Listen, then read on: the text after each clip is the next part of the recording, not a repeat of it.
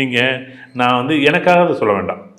இதில் உங்களுடைய date of birth மட்டும் டைப் பண்ணுங்க. வேறு யாரோ ஒருத்தரோட யாருக்கு வேணாலும் போடலாம். யார் வேணாலும் நீங்கள் ஆனால் அவருக்கு வந்து உயிரோடு இருக்கணும். ஏன்னா நமக்கு ஏதோ உயிர் இருக்கக்கூடிய வேண்டாம் நேமெல்லாம் எனக்கு வேண்டியதில்லை. இதில் எங்கெங்கெல்லாம் ரெட் இருக்கோ எப்படி இதில் எங்கெங்கெல்லாம் ரெட் இருக்கோ அங்கெங்கெல்லாம் பிரச்சனை இருக்குது. இதில் வேறு எதுவுமே நீங்கள் கால்குலேஷன் ரொம்ப ஈஸி. எப்படி இப்போ நீங்கள் பிறந்த லக்னத்தை பாருங்களேன். இவரோட லக்னம் சிம்ம லக்னத்தில் பிறந்தவர், ராசி வந்து ரிஷப ராசியில் பிறந்தவர், நட்சத்திரம் வந்து பார்த்தீங்கன்னா ரோஹிணி நட்சத்திரம் 4ஆம் பாதத்தில் பிறந்த ஜாதகம் இவர். ஆனால் இவருக்கு இன்றைக்கி ஏற்பு என்ன விதமாக நடக்குது, இவருடைய பூச நட்சத்திரம் கடகராசிக்கு இவருக்கு நடக்குது. ஏஎல்பி லக்னம் வந்து பார்த்தீங்கன்னா திருவோண நட்சத்திரம் மகர லக்னம் நடக்குது. இப்போ இவர் குறைச்சலாம் மினிமம் 6 வருஷம் இவர் நினச்சிங்க.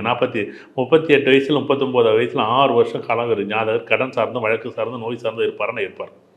இதுக்கு நீங்கள் ஒன்றும் பெருசெல்லாம் ஆய்வு பண்ண வேண்டியதில்லை. இந்த லக்கணம் இருக்குது பாருங்கள்.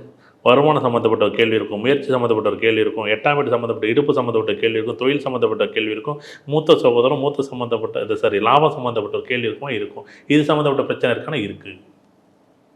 வருமானத்தை பற்றி பேசிக்கிட்டே இருப்பார். வருமானத்தை பற்றி எவ்வளோ நாளாக பேசிக்கிட்டு இருப்பார். உதாரணமாக வருமானத்தை பற்றி 2 வருஷமாக இவருக்கு எதிர்பார்த்த மாதிரி இல்லை அப்படிங்கிறது தான் இவருடைய விஷயம். சார் நான் முயற்சி பற்றி என் அண்ணனா தம்பியாக இருந்தால் பிரச்சனை எவ்வளோ நாள் இருக்கும், 4 சரி எனக்கு வந்து 3 வருஷமாக என் அண்ணன் தம்பிக்குள்ளே எனக்கு பிரச்சனை இருக்கும். இல்லை சார் எனக்கு வீடு வண்டி வாங்கணும், 4 வருஷமாக எனக்கு வீடு வண்டி வாங்கினது சொத்தில் பிரச்சனை இருக்கான்னு இருக்குது.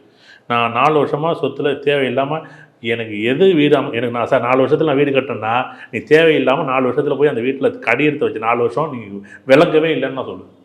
அது இது அப்படி இப்படின்னு எப்படி பார்த்தாலும் இதுதான் ஹிட்டான ஆஃபர்.